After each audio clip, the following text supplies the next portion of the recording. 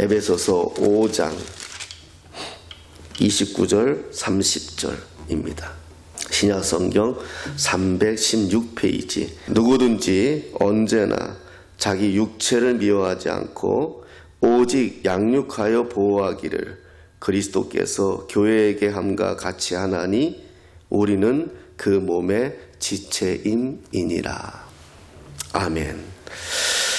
어떠한 사랑이라는 제목으로 말씀을 잠깐 나누겠습니다. 지난 한 주간 목이 아파서 정말 혼났습니다. 겉으로는 코로나 증상인데 기태에는 나오지 않고 괜찮겠지 했지만 여전히 목은 아프고 새벽에 설교하는데 참 힘들더라고요. 그래서 우리 식구들 걱정도 되고 그래도 또 한 분 한 분 또 다 큰 문제 없이 지나가는 것 같아서 감사했습니다. 또 그 덕에 한 주간 기도 많이 했어요. 그렇게 일주일을 지내면서 모든 스케줄을 비우고 신학교도 가지 않고 총회 사무실도 가지 못하고 노예도 가지 못하고 모든 스케줄을 스톱시키고 교회 안에서 일주일을 보내면서 그런 생각이 들었어요.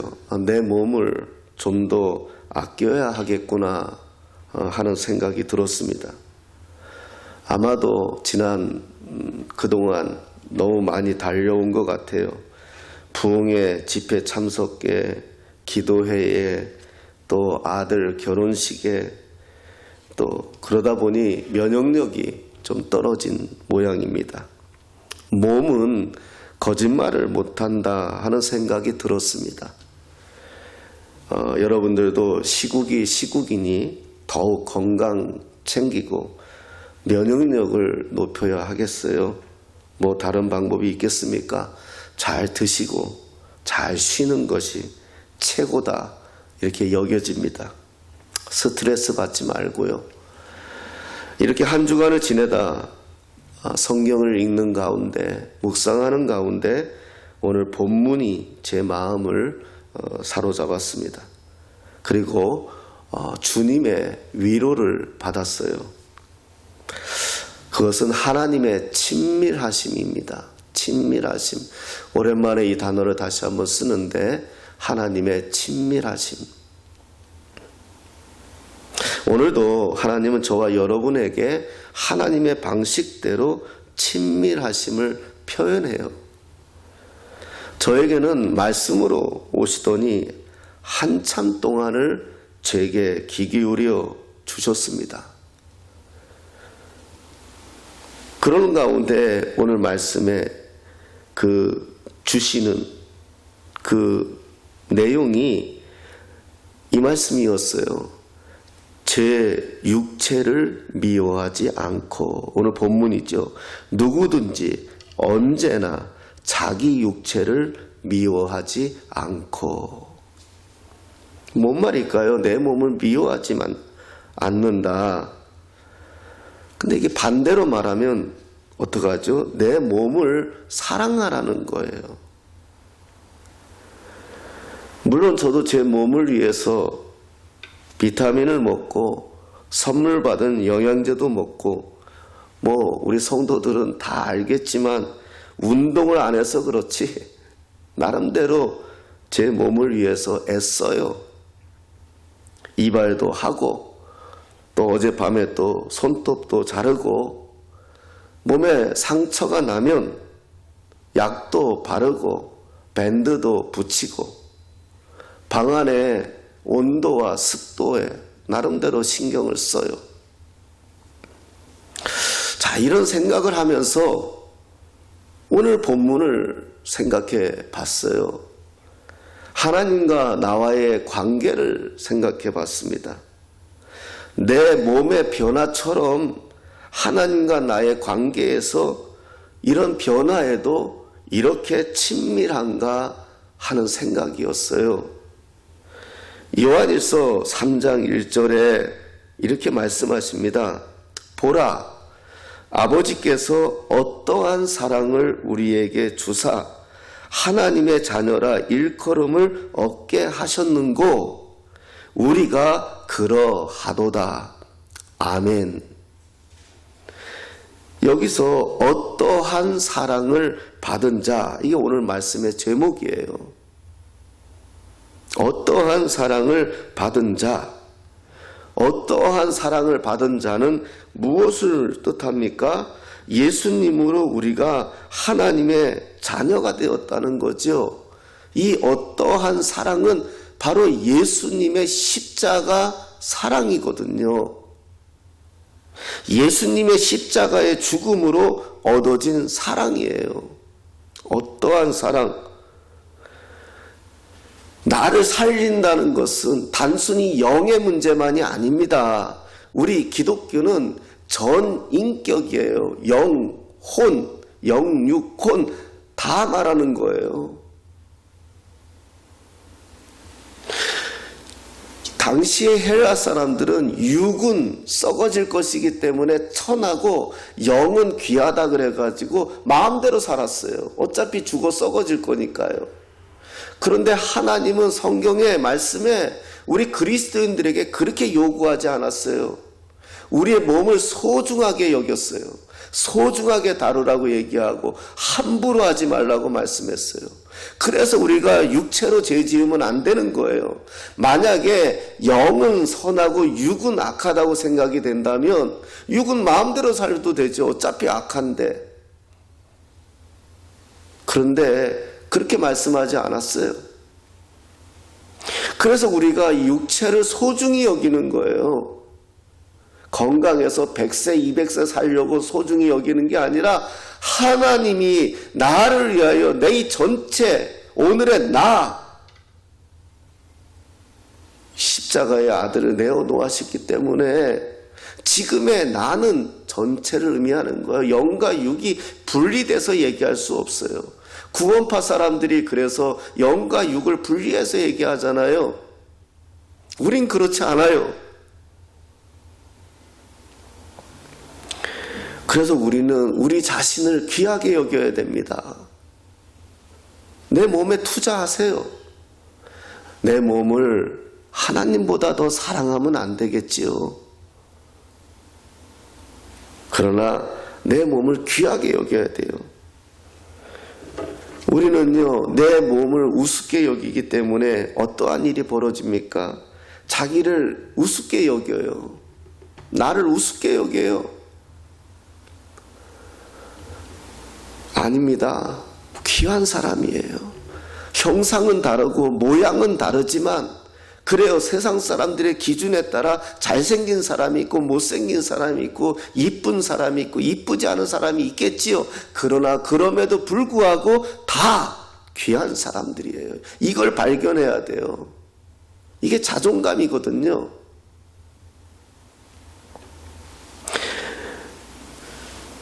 요한일서 3장 2절에 이런 말씀이 있습니다.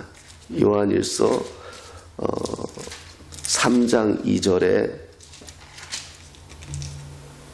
사랑하는 자들아 우리가 지금은 하나님의 자녀라 장래에 어떻게 될지는 아직 나타나지 아니하였으나 그가 나타나시면 우리가 그와 같을 줄을 아는 것은 그의 참모습 그대로 볼 것이기 때문이니. 자, 우리가 누구라고요? 하나님의 자녀라. 지금은 하나님의 자녀라. 이게 우리 신분입니다. 우리가 옛날에 양반과 상놈이라는 제도가 있을 때 태어나면서부터 받은 어쩔 수 없는 것들이 있었던 것처럼 우리는 이제 하나님의 자녀라는 거예요. 그런데 지금 하나님의 자녀라는 것이 희미하지만 예수님이 오시면 분명하게 알게 될 것이라 말씀하는 거거든요. 여기서 중요한 것이 무엇입니까? 우리가 하나님의 자녀라는 거예요. 이 말을 또 다르게 해석하면 이래요. 아직 우리가 하나님의 자녀라는 것이 명확하지는 않지만, 이런 의미도 되는 거예요. 내가 그렇지 않다는 게 아니라 자기 스스로 생각하는 게, 느끼지 못한다는 거죠. 하지만 성령이 우리 안에서 일하시면 우리가 반드시 그것을 깨닫고 하나님의 기뻐하시는 성품이 된다는 거예요. 성질이 된다는 거예요. 형질이 된다는 거예요.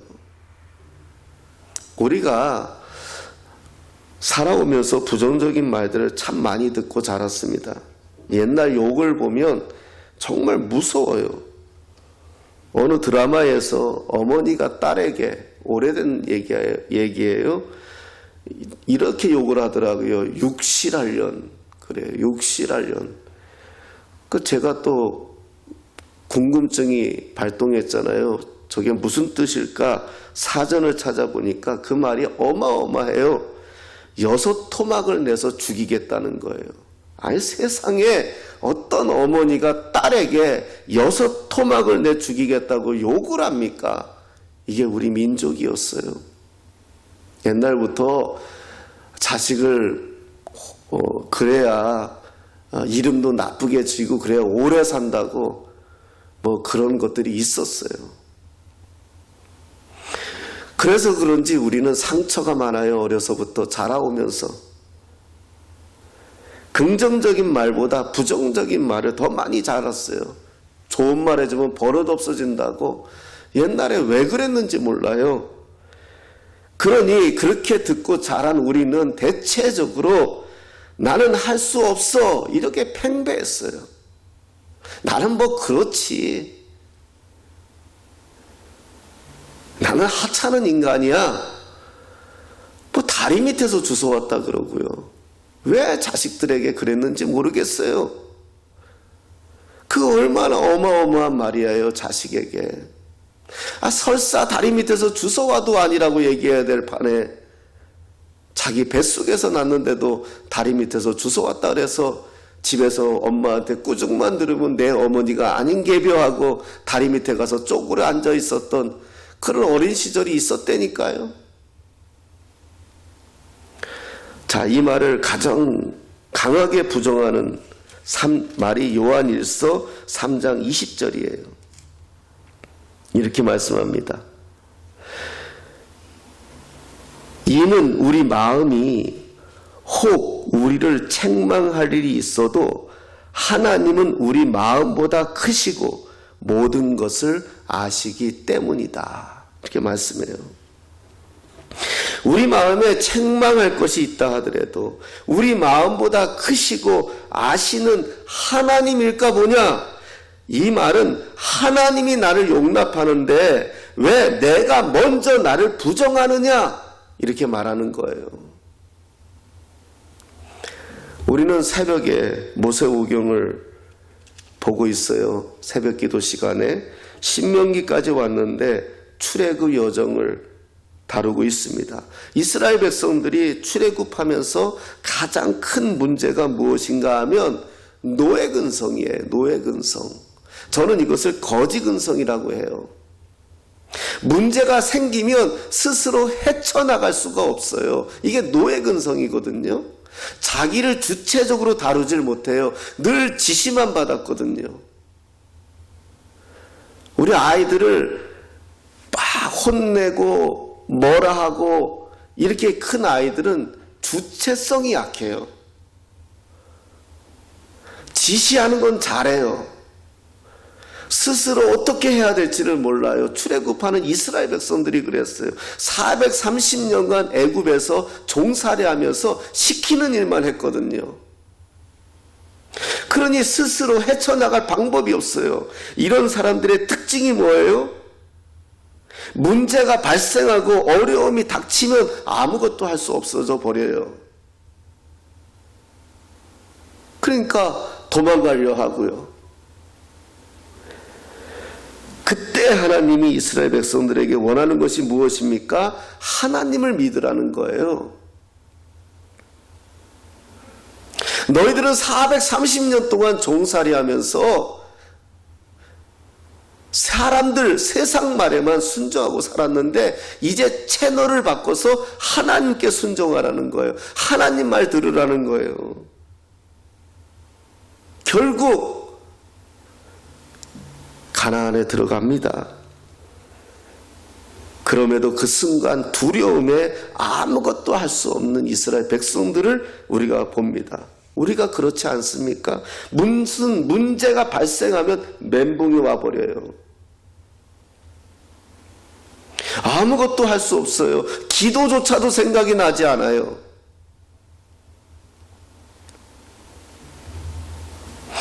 그래도 그건 낫지요. 그냥 도망가는 어린아이와 같은 어른들이 많아요. 가출하는 부모들이 그런 거 아닙니까? 도망가 버리는 거예요. 숨어 버리는 거예요. 이게 거지 근성이고 노예 근성이에요. 풀어내야 된단 말입니다. 그러면 내 스스로 할 방법이 없고 내 스스로 할 상황이 안 되면 하나님 붙들어야지요. 하나님께 물어야지요. 그걸 가르치는 게 출애굽기의 여정이에요. 신명기까지. 오늘 주님은 말씀하십니다. 우리 마음보다 하나님 마음이 더 크다는 거예요. 제가 늘 이야기하죠. 하나님은 항상 나보다 크다. 하나님은 항상 나보다 깊다. 하나님은 항상 나보다 넓다. 인간이라는 사람, 인간이란 이성이 있는 존재는 스스로 자꾸 자기를 제한에 가두어요. 그래서 하나님조차 내 머리에 가두려고 그래요. 아유, 이건 하나님도 못해. 이런 말도 서슴없이 하는 거예요. 그런데 기억하십시오. 하나님의 마음이 내 마음보다 더 큽니다. 그래서 하나님의 마음이 나를 흡수해야 돼요. 나를 주장해야 돼요. 나를 덮어야 돼요. 이게 뭐다? 친밀이야, 친밀하심. 지난 한 주간은 정말 아무것도 하지 않고 하나님과 친밀한 시간을 가지려 애썼습니다. 내가 지쳤다는 것을 발견하고 이것은 보약의 문제가 아니라 하나님의 다스림이 필요하다는 생각이 강하게 들었기 때문이에요. 기도원에 왔다 생각하고 주님 앞에 무릎을 꿇었어요. 그냥 멍하니 앉아 있는 것 같지만 주님을 느꼈고 그분의 위로하심을 경험하는 시간을 가지며 회복의 시간을 가졌어요. 그때 주시는 말씀이 네 마음 안다는 거예요.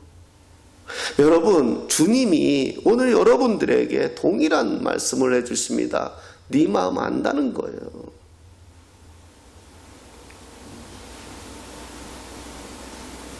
여러분의 마음을 아신다는 거예요. 내가 네 마음보다 더 크다는 거예요. 사랑하는 여러분, 살면서 지칠 때가 있습니다. 무너질 때가 있습니다. 코로나 바이러스, 이 감기 바이러스 하나에도 우리의 육체가 무너지지 않습니까? 그럴 때 반드시 기억해야 합니다. 하나님은 아십니다. 어린아이가, 그러면 어린아이들은 그래, 왜 하나님 나를 감기 걸리게 했어요? 그게 어린아이 같은 이야기고요. 성장한 아이는 이것을 통하여 하나님은 뭘 말씀하고 싶어 하실까? 이것을 통하여 하나님은 나를 왜 한 번 더 업그레이드 시키실까? 하나님은 누구보다 저와 여러분을 더 잘 아세요. 그분 앞에 나를 내려놓으시면 됩니다. 수고하고 무거운 짐진 자들아 다 내게로 오라 말씀하지 않습니까? 그런데 왜 우리가 무거운 짐을 혼자 끙끙거리고 있느냐는 겁니다. 그건 믿음이 아닙니다. 신앙이 아닙니다. 참을성이 아닙니다. 인내가 아닙니다. 오래 참음이 아닙니다. 하나님께 내려놓는 거예요.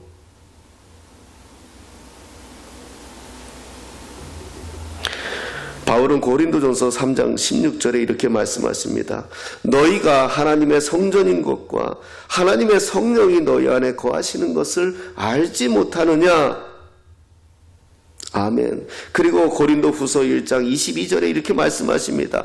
또한 우리에게 인치시고 보증으로 성령을 우리의 마음에 주셨다 말씀하십니다.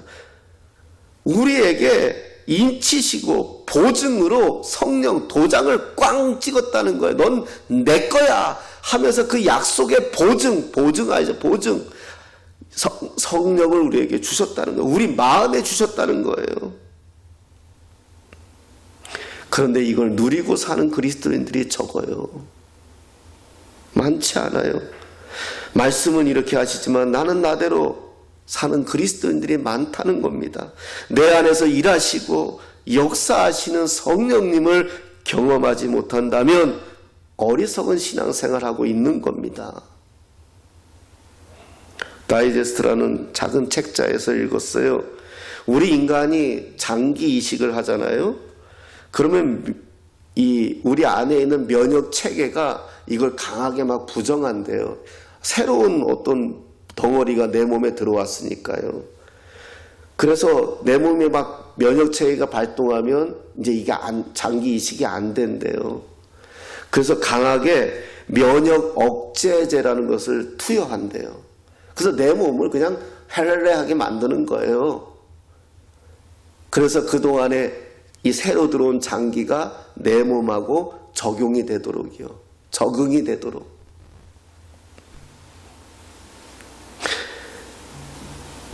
여기서 이 글을 읽으면서 제가 깨달았어요. 우리가 예수를 믿고 새로운 존재가 되잖아요. 과거의 내 몸뚱아리가요, 그 새로운 하나님의 법을 막 거절하는 거예요. 못 받아들이는 거예요. 안 된다는 거예요. 이 싸움을 하는 거예요. 이 싸움 해봤잖아요. 저는 해봤어요. 이 죄덩어리가, 이 죄의 DNA가, 우리 소유정 전도사님도 그 얘기했잖아요. 예수를 영접하고 경험까지 했는데도 다시 죄 가운데 돌아가는 자신의 연약함을 고백했잖아요. 똑같아요. 저도 그랬으니까요. 내 몸의 DNA는 그렇게 작동하는 거예요. 과거에 죄 가운데 있었던 나, 습관화되어 있었던 나, 그 패턴에 젖어 있었던 나를 계속 하나님의 법을 거절하는 거예요. 거부하는 거예요. 이 싸움이 내 안에서 치열한 거죠. 이게 로마서 7장의 사도 바울의 고백이잖아요. 오호라, 나는 이 사망의 몸에서 어떻게 할까? 이게 다 경험하는 거예요. 본인들이 몰라요. 내가 교회 다니면서 왜 이러지? 그러죠. 그 면역 억제제가 성령님이에요.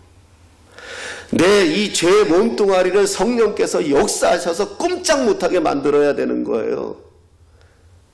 성령의 주장을 받아들여야, 성령의 역사를 경험해. 그래서 새로운 법이 내 안에서 역사할 때까지 성령이 나를 주관해야 되는 거예요. 그래야 내가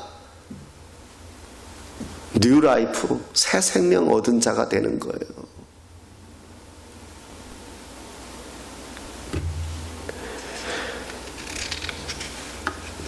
수도사라는 사람들이 있어요. 수도사. 물론 지금도 있어요. 하지만 중세시대 때는 엄청났죠. 수도사들은 자기 것을 버리고 하나님의 공동체에 들어가서 수련하면서 평생 사는 사람들이에요. 지금으로 말하면 가톨릭의 수녀들 같은 사람들이죠. 수도사들이 하는 훈련 중에 스타디오라는 게 있어요. 스타디오. 이게 뭐냐 하면 다른 무언가를 하기 전에 지금의 하던 일을 멈추는 거예요. 우린 컴퓨터 하다가 유튜브 들어가서 말씀 듣다가 또 TV 보다 드라마 보다 막 이러잖아요. 이렇게 안 하고 TV 보다가 유튜브로 들어가기 전에 TV를 끄고 잠깐 멈춘다는 거예요. 내 생각을. 그리고 거기에 마무리를 하고 다시 유튜브에 들어가서 새로운 마음이 되려고 애쓴다는 거예요.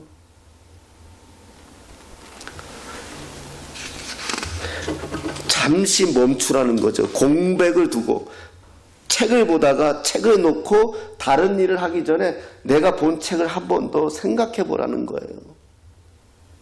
이건 책 봤다가 드라마, 그래서 야 내가 어디서 봤지?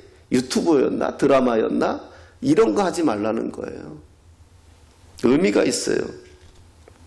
이것을 성경을 읽을 때 쓸 때 적용하면 좋겠다 생각이 들었어요. 성경을 읽기 전에 잠시 멈추고 집중하는 마음을 달라고 기도하라는 거예요. 이런 과정을 계속 되풀이하면 언젠가부터 의식이 살아나요. 반응이 살아나요. 누군가와 대화를 할 때에도 대화하기 전에 잠시 하던 일을 멈추고 한 번 더 생각해보고 대화하는 거예요. 실수하지 않아요. 그리고 상대방을 위해 잠깐 기도하면 하나님의 은혜의 시간이 돼요. 이런 훈련은 무엇입니까? 내 몸을 훈련시키는 거예요. 우리 몸이 언젠가부터 세상에 끌려다녀요. 세상이 원하는 것에 내 몸이 따라주고 이루어주고 있다는 거예요. 그렇다면 내 마음이 나를 주장하는 것이 아니라 내 몸이 나를 주장하게 되는 거예요. 세상은 성취와 경쟁을 우선시해요. 그럴 때마다 우리는 어떻게 해야 되겠습니까? 골로새서 3장 2절에 이런 말씀이 있습니다. 위의 것을 생각하고 아래 것을 생각하지 말아라. 이것도 우리 몸에 훈련이 돼야 되는 거예요. 어느 날 갑자기 하나님 생각나는 거 아닙니다. 하나님은 우리에게 하나님의 자녀라고 말씀해 주셨잖아요. 우리 안에 하나님의 성령이 거하시고 우리는 하나님의 성전이라고 말씀해 주셨잖아요. 이제 하나님의 자녀라는 존재를 우리 몸 안에 이식시켜 주셨잖아요. 우리는 누가 보아도 하나님의 사람입니다. 할렐루야. 그런데 아직 세상에 의해 이끌림을 받고 있다면 영적인 면역 체계가 고장난 거예요. 우리는 언제나 이 땅의 것이 아니라 하늘에서 들려오는 하나님의 음성으로 살아가야 하는 것입니다. 그래서 훈련이 필요해요. 바울은 이 훈련을 잘 설명한 내용이 빌립보서 4장 8절이에요. 빌립보서 4장 8절에 바울은 이렇게 얘기합니다. 끝으로 형제들아, 무엇에든지 참되며 무엇에든지 경건하며 무엇에든지 옳으며 무엇에든지 정결하며 무엇에든지 사랑받을 만하며 무엇에든지 칭찬받을 만하며 무슨 덕이 있든지 무슨 기림이 있든지 이것들을 생각하라. 아멘. 무엇에든지 이것들을 생각하라. 영적인 훈련을 해야 된다는 거예요. 우리 몸의 습관도 우리가 바꾸기 위해서 얼마나 많이 애씁니까? 우리의 습관 하나 바꾸기 위해서. 세상은 무서워요. 어느 정도인지 압니까?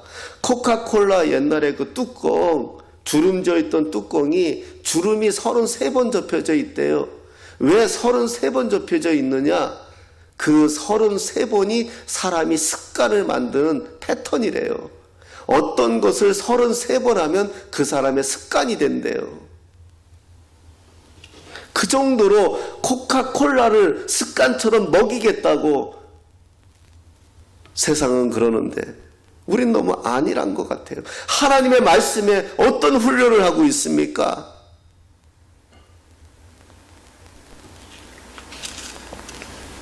우리는 수십 년 동안 세상으로 훈련되어진 몸을 가지고 살았던 사람이에요. 이 몸이 하나님의 성전이 된다는 것.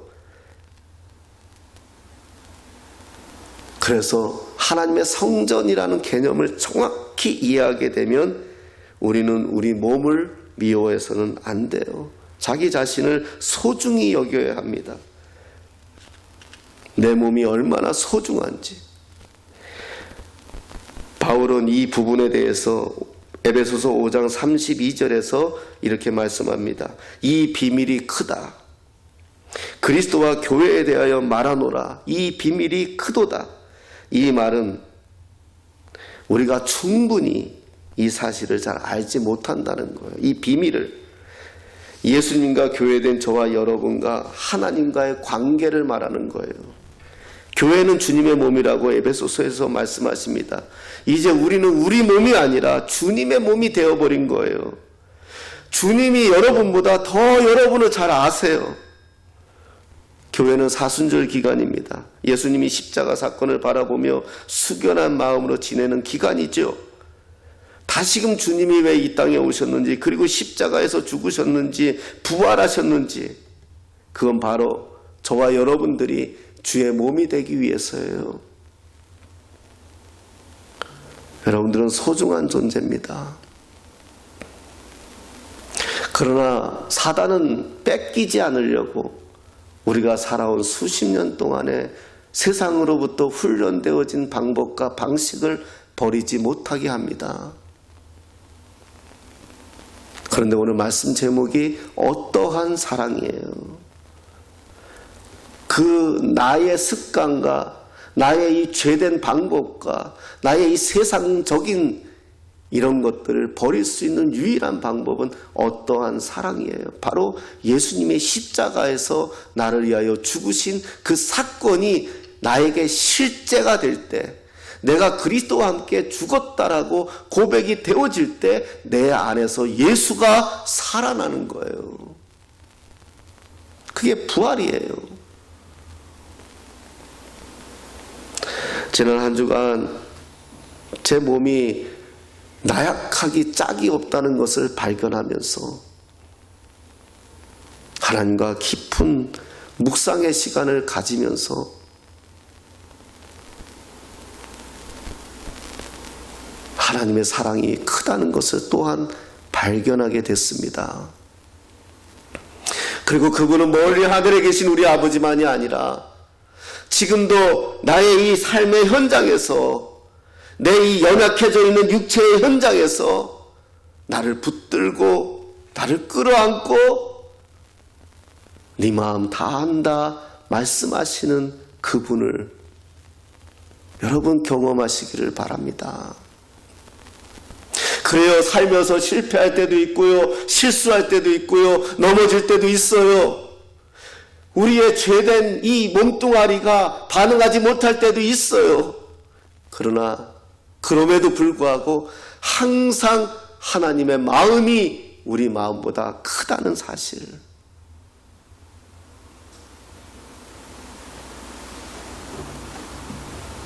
여러분들이 얼마나 소중한 분인데요. 우리는 그리스도의 몸입니다.